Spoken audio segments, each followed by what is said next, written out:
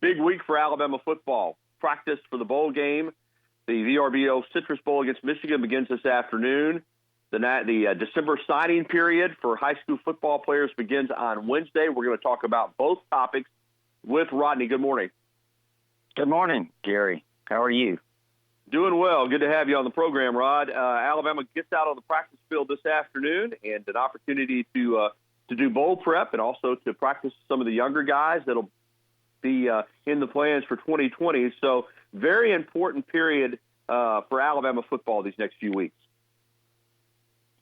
Yeah, we talked about this, I think, on your show last week or so, and said that, this game is obviously it's a game you want to win and you want to prepare for now, but it's also an opportunity to have almost like a pre-spring type of opportunity here to develop some of these younger players in these practices and maybe even have an opportunity to play more of these guys in this game against Michigan. So, yeah, I really think it's in that regard, it's certainly having these practices can be extremely beneficial. Yeah, it really is a great opportunity for some of these younger guys. Also, a lot of discussion about Alabama junior draft eligibles and, of course, obviously seniors, maybe some of them sitting out. I have maintained that I want to believe that it's important to these guys to finish what they started for Alabama, and real positive tweet late last week from Jerry Jeudy. He's one of the best players on the team, going to be a really high draft pick. Would have been easy for him to be one of the guys to sit out, and he came out on Twitter and said, why wouldn't I play in the game? And that's music to my ears, because that's what I've been saying all along, and I think that sets a tone. That doesn't mean that all these guys will play, but when one of your best players, who projects as one of your highest draft picks, comes out and says, why wouldn't I play, that's a positive, Rod. No, I think it's a real positive, and I think it's also an indication of the job that Nick Saban and his staff and those internally as well have done in terms of kind of getting these guys to understand the importance of playing in this game and what it means, and I think that's a really good sign. And I also think they've had some leadership. I understand Tua had talked to a lot of the players and talked to them about the importance of finishing out this season. So I think that's a very positive sign as you start to move, not only to this game, Gary, but you're setting the tone for the future, I think, when you have guys that do these types of things, and like Jerry Jeudy. So I think this is something that as they approach this game, it appears to me that there's a very positive attitude, and that's something that you and I talked about last week on Tighter Insider TV that was a concern, but not because we picked up anything alarming from the Alabama players, but just what you see as a trend, I guess, around the country, from players, the way they respond to these games. So right now, it certainly appears that Nick Saban and his staff have done a really great job in stressing the right things. It does, and I think that you're sending a message, if most of these guys play, to your football teammates, that it's important to you. And I also think it resonates in recruiting. And I know the national signing period for December, starts in a couple of days, and a lot of the hay's already in the barn. But if a guy like Jerry Jeudy comes out and says, I'm going to play in the bowl game, I think that's a message to future recruits too, don't you? Oh, yeah, absolutely. Absolutely. I think that, like I said, I think it provides a lot of leadership, and it certainly could have a great impact on the future. You can always look back on things like this and use them as something to encourage, guys in the future. Say, look what this guy did. Look how he responded.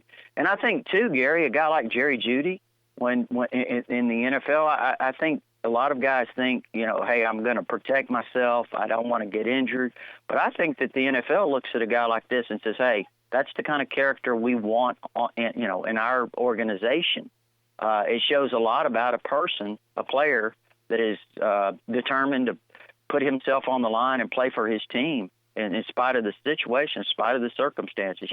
Coach Saban addressed this several weeks ago, and I don't remember the exact phrase that he used, but he talked about, NFL organizations look at guys and say, hey, is this guy willing to to put it on the line. And if you've exhibited that, that's certainly something that's very beneficial to you as a player. No doubt. You can add value. I'm with you. I've said that all along. If you're a draft-eligible player, you can use these practices to get better, and then you can go out in the bowl game and play well, and that adds value. I'm with you 100%. And not that anybody's going to hold it against these guys in the NFL if they don't play. I think if you do play, you're right. I think that's something that they look for, because in the NFL now, injured's injured, but if you're injured and you can't play, you can't play. But if you're banged up a little bit, they expect you to play at that level, and they expect you to have a commitment to your team when they're paying you that kind of money. So I think it's a real big positive.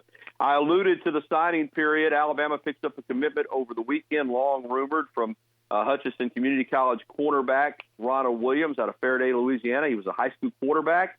Didn't get many offers. Got up to Hutch. He's long.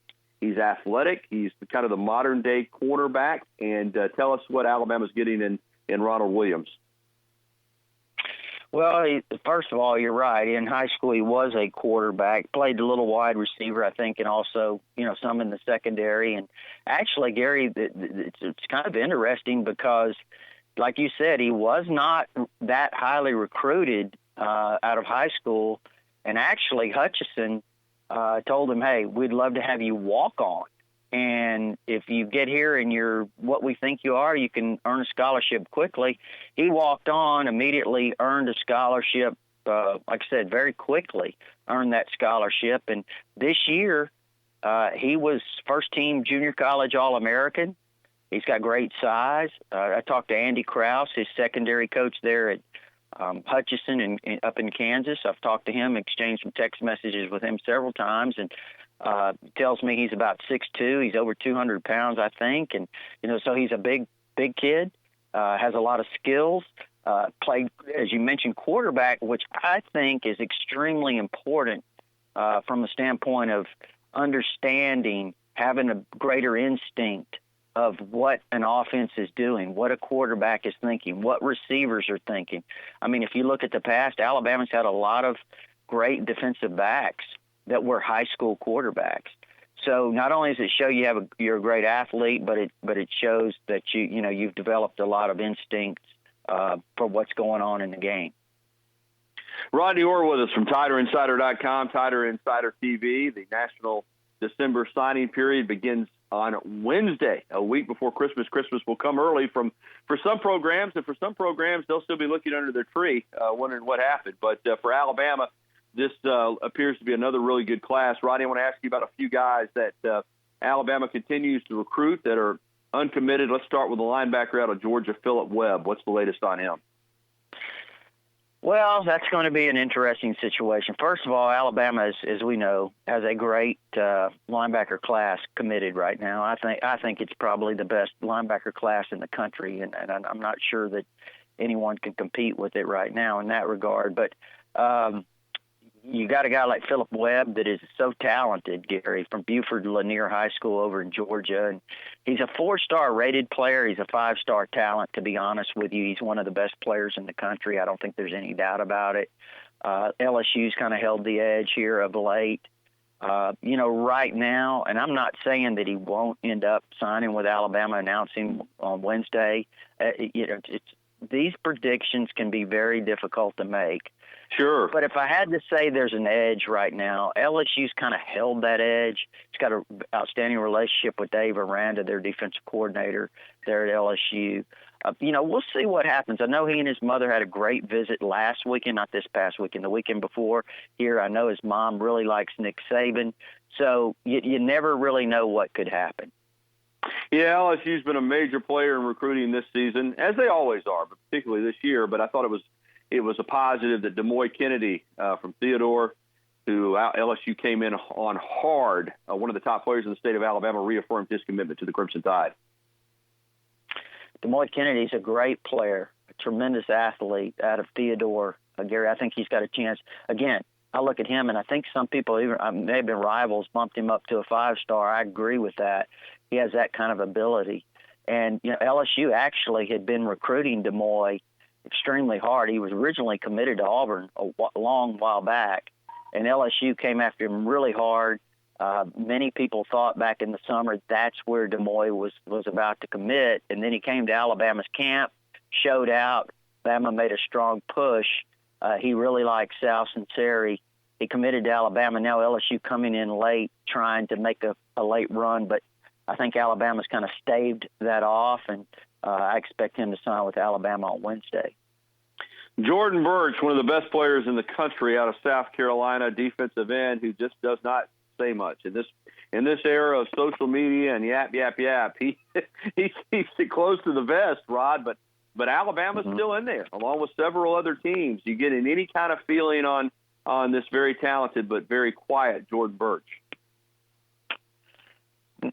Like you said, Gary, sometimes when these guys are this quiet, you really can't project what might happen. The late decision to visit Georgia this weekend, I don't know if that's an indication. I know Kirby Smart's worked him extremely hard. They've been in there. Clemson, obviously, he's from Hammond, South Carolina.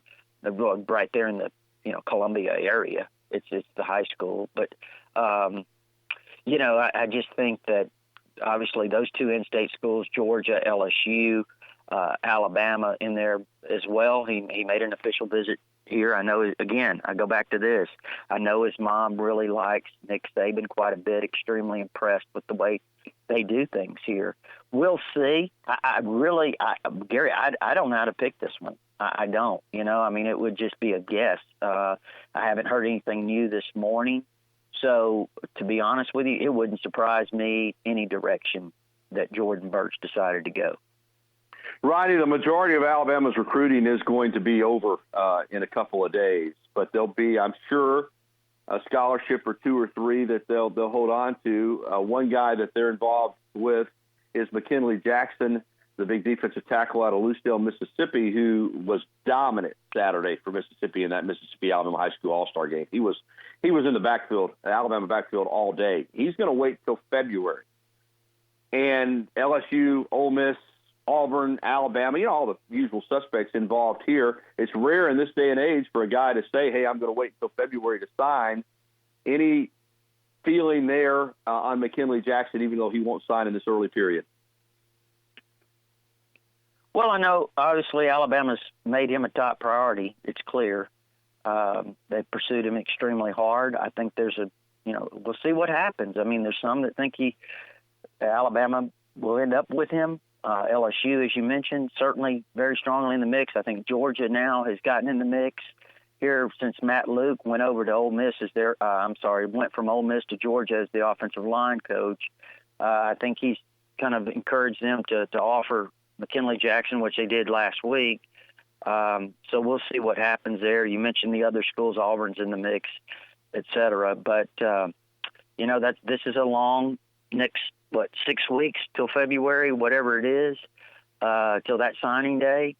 So there's going to be a lot of back and forth. You know how that works, Gary. But I do think Alabama's in position. This is going to be one that's interesting to watch. Couple more minutes with Rodney Orr. Rodney, what's the latest on tight end recruiting for the Crimson Tide? Well, that's one that everybody's, kind of worked up about because of the need at tight end. Obviously, Arik Gilbert committed to LSU several weeks ago, and that was kind of a stunner, I think, for some people. And then, you're in the mix with five-star Darnell Washington out of Las Vegas. A lot of people had written him off for Alabama. I do think Jeff Banks, Bama's tight end coach, has done a tremendous job with him. I think he's put Alabama in position. Now, whether or not they can close the deal, or we'll see what happens here. Georgia's kind of been considered the longtime favorite. Tennessee trying to sneak in there as well. He visited there this weekend. So there's certainly a lot of competition for him. And then Jeremiah Pegues is a kid out of Mississippi that I didn't get a chance. I didn't get a chance to watch that game Saturday, Gary. You might have. But I understand Jeremiah looked really good. He's a really versatile kid, could end up a tight end, could end up an offensive lineman, could end up a defensive lineman. Right now, I think Auburn probably has the inside track, but I think if Alabama really makes a strong push, it could get very interesting. Right. It looks like Alabama wants to add another receiver. Target has been Arian Smith, one of the fastest players in the country out of Lakeland, Florida. but and it just seems like when you say but, it's going to be either Georgia or LSU that comes into the sentence. It looks like Georgia might be the leader for him. Am I correct there? Mm-hmm. I think possibly so. Gary, it's kind of funny. On the Georgia boards this week, some of their moderators even talking about Jake Fromm possibly leaving early. You look at Georgia's quarterback situation. If you're a wide receiver and you're comparing Georgia's offense, Georgia's quarterback situation, Georgia's offensive coordinator to all of those things at Alabama, it's really a no-brainer. I mean, and I'm not saying that as a homer. I just think if you evaluate as a receiver at your position, and you look at what Alabama's done with their receivers, what they've got at quarterback, all the young players that they're going to have,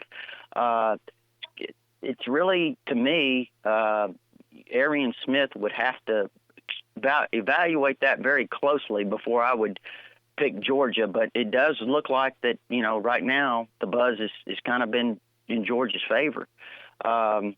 There's other receivers, though. Alabama certainly has some committed, some really good ones, but they do want to come away with another one. Rakeem Jarrett out of Washington, D.C. is a 5-star player committed to LSU. There's some people that think he may flip either to Alabama or even Maryland. Mike Loxley, up there now doing a great job with their recruiting. So we'll see what happens, with Rakeem Jarrett. But now he's probably not going to release a decision, I don't think, Gary, until February. We'll see. Lastly, Javion Cohen did flip to Alabama, as expected, the big offensive tackle out of Central Phoenix City, but it came with a little bit of controversy, and we know that Auburn doesn't like losing commitments to Alabama, and we've seen it happen several times in the last few years. But this one got a little bit ugly in that somebody from Auburn put it out to the recruiting services and wanted to make it clear that they had pulled his scholarship offer. He didn't appreciate that. I don't blame the kid and his family for being upset. He said, I don't have any respect for that university, and they probably don't have any respect for me. But I do think it's unfortunate that even in recruiting, when a kid has the right to do whatever he wants to do, that a school gets that aggressive toward the prospect. I understand they're disappointed, but what was your takeaway from that? Were you surprised how Auburn, someone there in their recruiting office, wanted to make sure that it got out that they had pulled his offer? Kind of spoiling his moment, I guess, so to speak. Yeah. They did kind of spoil that somehow by getting it out. You're right. I didn't know exactly how it all kind of got out, but it got into a little bit of an exchange there, as you mentioned, on Twitter, and he kind of defended himself, which I certainly understand, and I think he was disappointed, at the way it was all handled and everything. But, those things happen, and in a way, it's kind of part of the rivalry, how things happen. Gary, we used to see a lot of things back in the day. You remember when there was some heated recruiting battles in the state. Used to see so many of those between Alabama and Auburn, and some funny things happened, as you recall. But we don't see that as much. But this Cohen situation kind of was a throwback to me a little bit of some of the things we've seen in the past. And, hey, I want to mention before, we in this segment, Jace McClellan's another guy to keep an eye on. Really has been a 5-star running back out of the state of Texas from Aledo High School. Indeed. His school will be playing for their 9th state championship this coming weekend, which is it's unprecedented in Texas high school football history if they can win it. But he is a great player, committed to Oklahoma. I'd keep a real close eye on Jace McClellan come Wednesday. Great stuff, as always, from Rodney Orr. Rodney, I know there's a lot more information available at TiderInsider.com. TiderInsider.com. It's only $48 a year. You can get instant access with your credit card. We had a comprehensive recruiting look at it as it stands now, status report last night, and then also all the other things we offer in the premium section. But on the our All Sports Forum, Gary, it has been basically nonstop. So you never really miss a beat right there at TiderInsider.com. Get on board with TiderInsider.com and join us tomorrow night at 6:30 on WVUA 23 for Tider Insider TV, when we'll preview the signing class for Alabama. Thanks a lot, Rodney. Okay, take care.